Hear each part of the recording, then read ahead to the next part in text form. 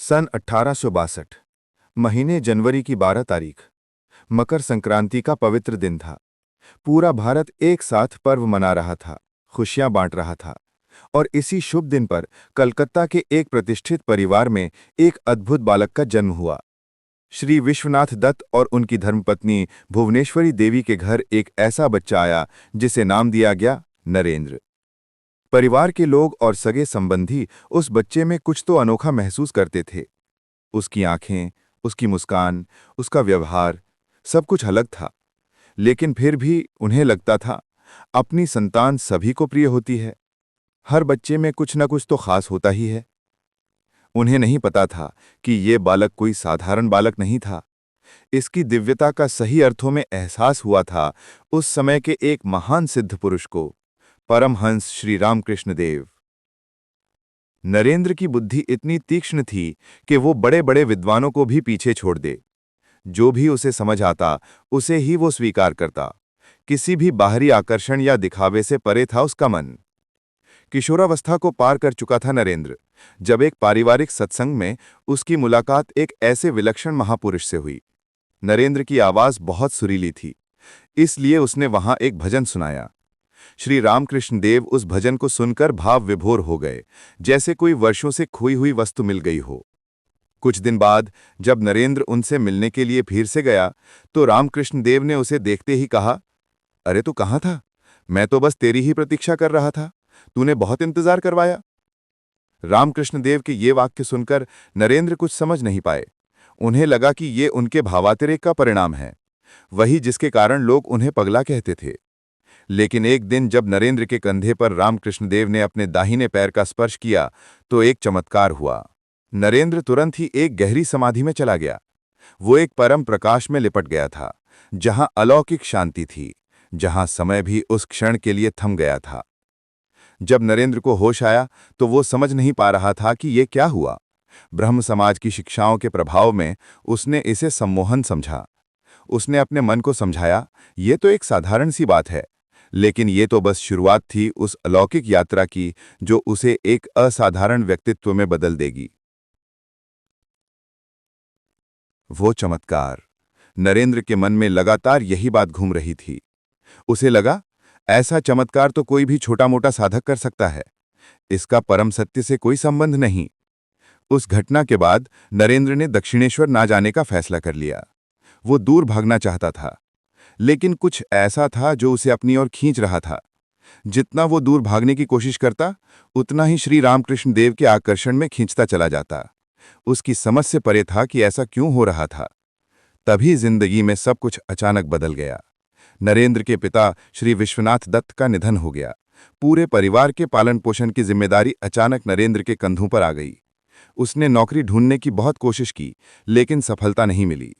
मन हार चुका था। मां ने धीरज तो बहुत दिया, पर अंदर का दर्द कम नहीं हुआ। दत्त परिवार के सदस्यों में बहुत प्रेम था, और ये अकेलापन नरेंद्र को और भी कचोट रहा था।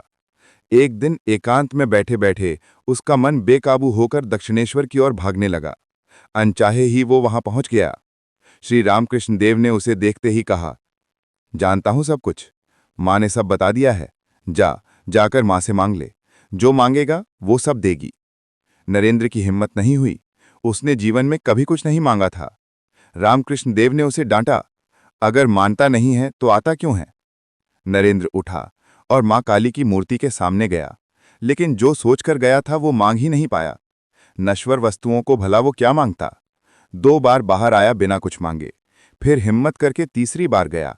इस बार उसके मुंह से निकला, बुद्धि और विवेक, ज्ञान और वैराग्य।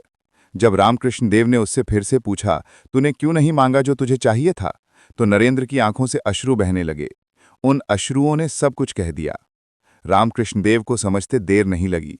उन्हें अपना सुपात्र मिल गया था। उन्होंने नरेंद्र को अपने हृदय से लगा लिया। धीरे धीरे उनके होठों से शब्द निकले, जा, मां सब जानती है।